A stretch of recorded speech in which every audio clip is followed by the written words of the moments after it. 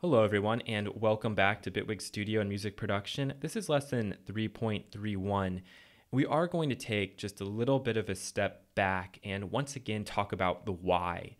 And I didn't talk about this in the last video and it was something I really wanted to talk about, but I want to explain why exactly it is we're going over these effects one by one, why we're turning the knobs, and then why I'm asking you to go off on your own and create some kind of composition using the effects, using automation, etc., and especially really limiting the choices you have.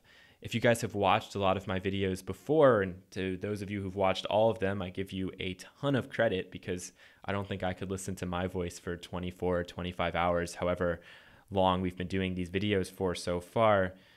But you know how important it is to ask the why questions. That's my big thing. I always think understanding why something happens is more important than just grasping the what or the how. So why are we going through these effects one by one and kind of turning these knobs and just doing really basic stuff?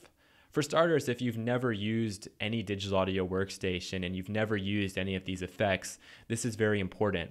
I know when I first started out, and I probably started when I was 12 or 13, and I'd listened to some dance tracks, probably something like Ian Van Dahl or something.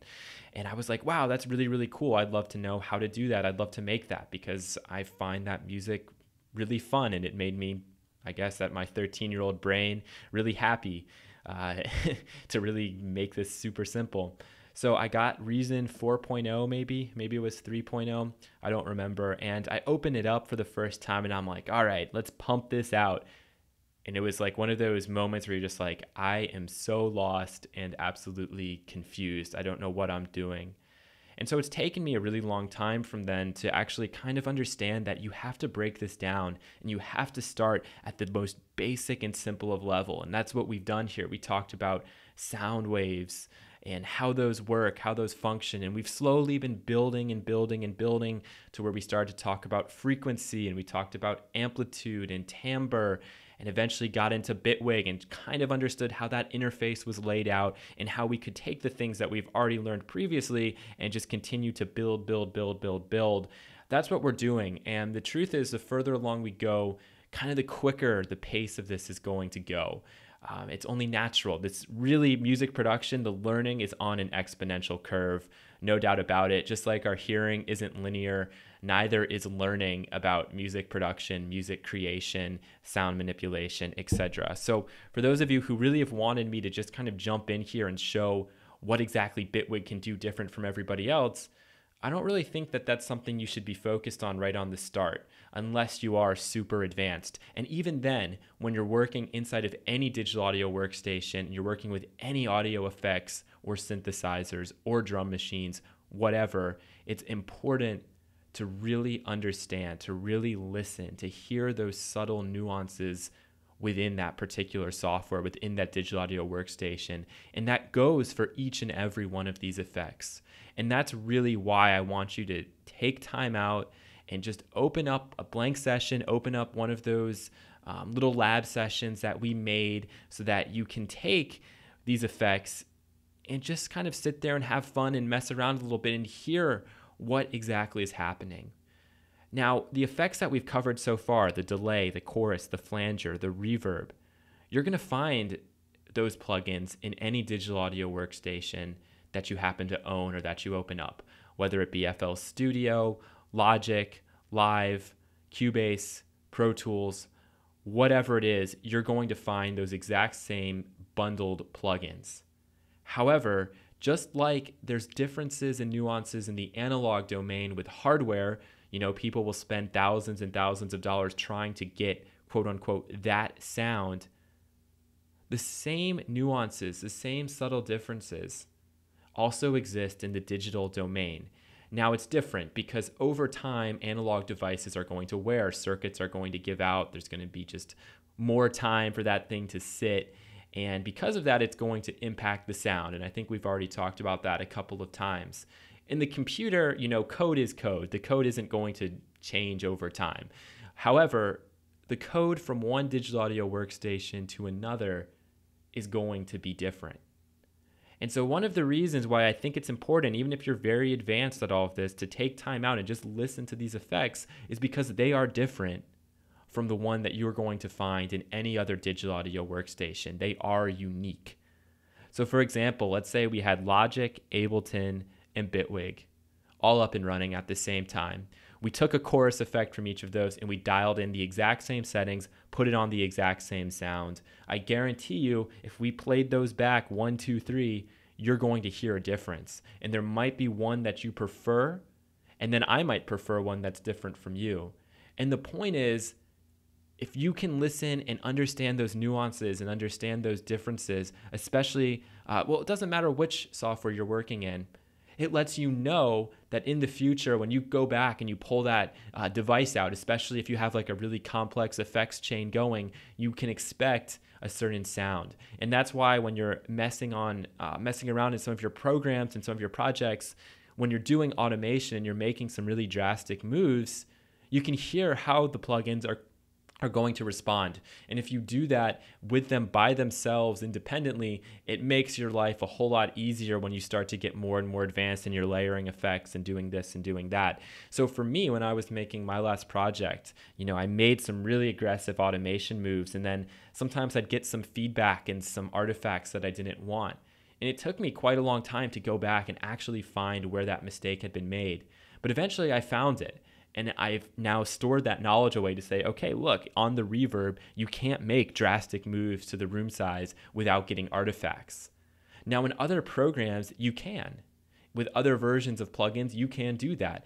But with other versions, perhaps if you turn the feedback too fast, you get some sort of artifacts. Where in Bitwig, when you do that, at least I found, you don't really get those.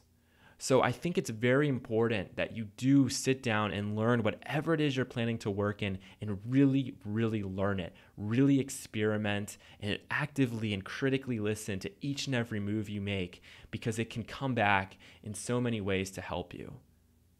I feel pretty comfortable and confident that if I was to go and give a lecture, let's say I was teaching an introduction to music production class at some kind of university and there's 200 kids and I've forgotten my laptop, and so I just have to ask somebody, hey, can I borrow your laptop real quick? What software do you have on there? And they tell me, oh, all I have on here is GarageBand. I'd say, okay, that's totally cool, because guess what? I can pull my computer up there even if we're not teaching GarageBand, and I could plug it in and I could show them concepts that they can use from software to software to software. But the trick is, when you get really advanced and when you're really honed in on one particular software, you're going to know those subtleties and those nuances to these effects, to the chorus, to the blur, to the delay, to the reverb inside of Bitwig. And even though the parameters are all the same, or for the most part they're the same, you're going to pick up on some of those subtle nuances and some of the things that the device inside of Bitwig can do that in another program it can't. And really, if you're watching these videos, you don't have to be working inside of Bitwig Studio. You can be working inside of anything. And what I would just encourage you to do is to then really listen, really tune in close to whatever software you're working with, and try and get a really good sense and really good feel for each and every plugin, each and every device. It takes a long time to learn a software, especially if you do it the way I do it, which is breaking it down into each and every part. Even something as simple as the mixer, okay, as the level fader for the volume. If we took 4 different programs, all set them up exactly the same, and all just tried to make a linear straight line from negative 20 dB to negative 5 dB, it's going to sound different, and you're going to hear those differences. So just be aware of that. I know it comes off maybe a little pretentious, maybe a little crazy, maybe just OCD to detail. However, I find it to be very important, and I think the more you get to know a software inside and out, and really just those nuances and those details, becomes very powerful, and you find yourself using the built-in devices more and more instead of trying to pull from plug-in here, plug-in over there, this, that, and the other, where they try to just make it easier and easier for you. It's not about ease of use. It's not about speed. It's about having fun. It's about experimenting. It's about taking what you know and just building on it. And it's about using your ears and getting to a sense and getting to a place where you feel that connection to the software and you feel the connection to each and every one of these effects. So I know it sounds crazy, I know it's a little off the wall, but I wanted to bring that up because I find it really important, and it's something that not many people talk about.